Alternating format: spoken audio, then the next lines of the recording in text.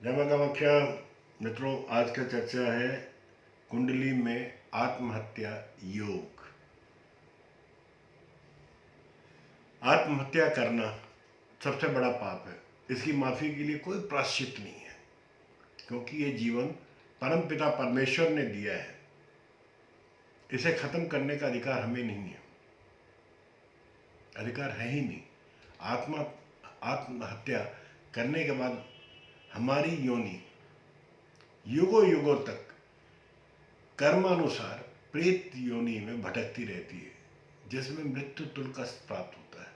मित्रों, आत्महत्या का विचार ही पाप है, लेकिन इसके बावजूद, सब कुछ जानने के बावजूद भी कई बार ऐसी परिस्थितियां पैदा होती है या हो जाती हैं जिसमें अपना ही जीवन व्यक्ति को व्यर्थ लगने लगता है और आदमी या प्राणी आत्महत्या करने का निर्णय ले लेता है। इस जीवन को कोई भी खत्म नहीं करना चाहता, चाहे वो जानवर हो, इंसान हो। आत्महत्या का कदम बहुत ही मजबूरी में उठाया हुआ कदम है। जब जीने का कोई विकल्प ही नहीं बचता, अत्यंत मजबूरी में यह कदम उठाया जाता है। आइए जानने की कोशिश करते हैं कि आखिर इसके पीछे कौन सी परिस्थितियां हैं, कौन सा ग्रह है जिनके फलस्वरूप प्राणी आत्महत्या करने पे विवश होता है। तो जन्म कुंडली का मित्रों जो 8वां स्थान है ना, मृत्यु का स्थान है। किसी भी जन्म कुंडली में 8वां भाव, 8वां घर मृत्यु का स्थान कहलाता है।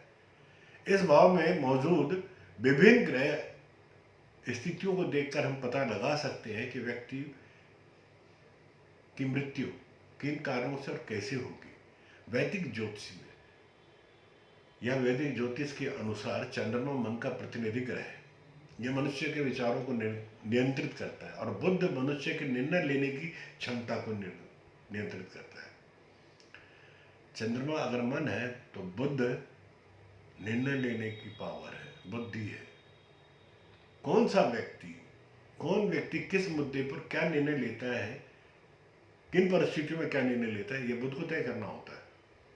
बुध यदि किसी पाप ग्रह से पीड़ित है तो वह व्यक्ति को भ्रमित करता है। इससे क्या है कि निर्णय लेने की जो क्षमता है उसकी प्रभावित होती है। कई मामले में व्यक्ति सही नहीं निर्णय ले पाता, वो आत्महत्या के लिए तक उकसा देता है बुध। व्यक्ति का जो है, प्राणी का जो अस्तित्व धरती पर है, कितने समय तक, कितने समय के लिए है, यह तय शनि करता है। शनि से यह तय होता है कि व्यक्ति का अस्तित्व जमीन पर, धरती पर या इस जीवन में कितने समय तक रहेगा। यदि शनि 8वें भाव से संबंधित रखता है या संबंध बनाता है या 8वें घर में है, तो व्यक्ति दीर्घायु को प्राप्त होता है। और यदि शनि कमजोर है तो व्यक्ति है ना, प्राणी बीमारियों से घिरा रहता है, कम आयु में ही उसकी मृत्यु हो जाती है।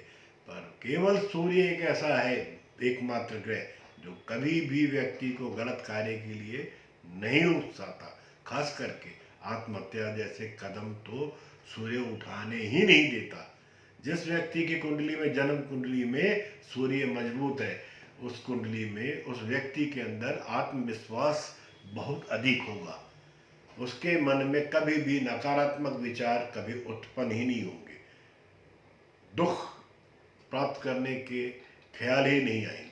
8वें भाव में बुध जो है, बुध की बहुत सारे ग्रहों के साथ में युक्ति जो है वो आत्महत्या का कारण बन जाता है। जैसा कि बुध व्यक्ति के निर्णय लेने की क्षमताओं को दर्शाता है, प्रभावित करता है। यदि बुध पापी ग्रहों से गिरा हो तो निश्चय रूप में व्यक्ति आत्महत्या की तरफ कभी ना कभी सोचेगा। जानने का प्रयास करते हैं मित्रों की जो बुध है ना, किन दूसरे ग्रहों से युक्ति बना लेने पर क्या प्रभाव जीवन पे पड़ता है। व्यक्ति की मौत किन परिस्थितियों में हुई, जैसे केतु के साथ युक्ति या दृष्टि संबंध हो, बुध के साथ राहु हो। तो बुध के साथ अगर राहु की युक्ति है तो व्यक्ति जहर खाकर अपनी जान दे देता है। जिस व्यक्ति की कुंडली में बुध और राहु की युक्ति हो, वह व्यक्ति जहरीला पदार्थ पी लेता है। खास कीटनाशक दवाओं का भी सेवन करके अपनी जान को जोखिम में देता है, या जान लेने का प्रयास करता है, या किसी बिल्डिंग के ऊंचाई से छलांग लगा के। बुध के साथ में अगर केतु हो, किसी व्यक्ति की जन्म कुंडली में बुध के साथ केतु हो, या युक्ति संबंध हो, तो ऐसा व्यक्ति तीर्थ स्थान पर जाकर आत्महत्या कर सकता है। ऐसा व्यक्ति नींद की अधिक गोलियां खाकर या कोई केमिकल लेकर आत्महत्या, अगर इन पे शुभ ग्रहों की दृष्टि नहीं हो तो। अब बुध के साथ में अगर शनि है तो शनि का संबंध वाहनों के साथ है, इसलिए कुंडली में शनि और बुध की युक्ति हो तो व्यक्ति तेज गति से वाहन चलाकर खुद को मौत का जिम्मेदार बनाता है। ऐसा व्यक्ति रेलवे लाइन पर, रेलवे की पटरियों पर लेटकर भी जान दे सकता है, अपने आप को चाकू से वार कर कर या फांसी लगाकर। मंगल का संबंध हथियारों से है। बुध के साथ शुक्र हो तो ऐसा दो ग्रहों की युक्ति के कारण व्यक्ति ऐसा रास्ता अपने मृत्यु के लिए चुनता है जिसमें उसको तकलीफ ना हो, जैसे जहर पी लेना, नींद की गोलियां खा लेना।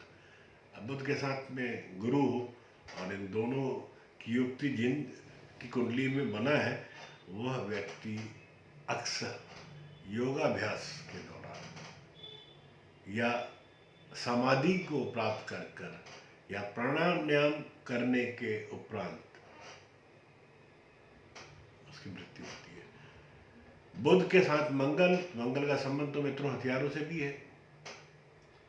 जिस व्यक्ति की कुंडली में मंगल के साथ में बुध की युक्ति हो या दृष्टि संबंध हो, वह व्यक्ति तेज धारदार हथियार से खुद की गर्दन कलाई काट लेगा, पिस्टल से गोली ले लेगा, आत्मदाह कर लेगा, बिजली का करंट लगा लेगा।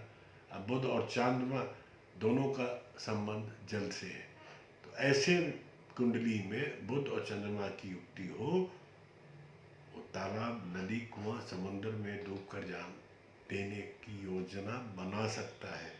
मित्रों, ये जो युक्तियां बताई हैं, केवल युक्ति होने से ये परिणाम नहीं आते।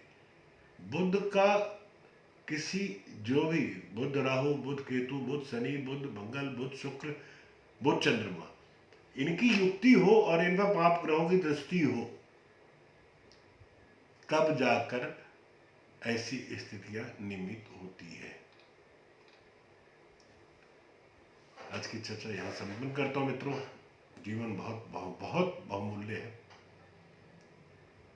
आत्मा तो गिरजामती सहचरा प्राणा शरीरम गृह पूजाते विषयों भोगृष्णा निद्रा समाधि स्थिति संचार पद्यो प्रद स्तोत्रणी सर्वगिरो यदत कर्म करोमि तदकर्म संभव त्वाराधनम कर्चम वाग्दम मानसम अपराधम वेतम वेतम वा सर्वे क्षमस्व। जय जय जय करुणावधे श्री महादेव सम। जय मां कामाख्या। मित्रों, जीवन बहुमूल्य है। हम मंदिरों में जाते हैं, उन मंदिरों में जिसका निर्माण हम मनुष्यों ने किया, उन देवताओं को पूजते हैं जिनकी मूर्तियों को हमने वहां प्राण प्रतिष्ठा हमारे द्वारा किया गया। मित्रों, हम ये क्यों भूल जाते हैं कि उस परम पिता परमेश्वर का ही एक अंश रूपी हम है। लिखा है, आत्मा तो गिरजामती। हे प्रभु, अगर तेरा अंश मेरे इस शरीर में है तो ये शरीर मेरा मंदिर है। मैं जो भी कुछ कर रहा हूं, जैसा भी कुछ कर रहा हूं, सब तेरी से प्रेरित है। तो मुझे इस शरीर का, इस मंदिर को ध्वस्त करने का कहीं कोई अधिकार नहीं है। जीवन जीना है। परिस्थितियां कई बार सामान्य होती, कई बार असामान्य भी बनती है, तो कठिनाई में जीना ही तो सिकंदर कहलाता है साहब। जय मां कामाख्या। पुनः मिलते हैं नए विचारों के साथ।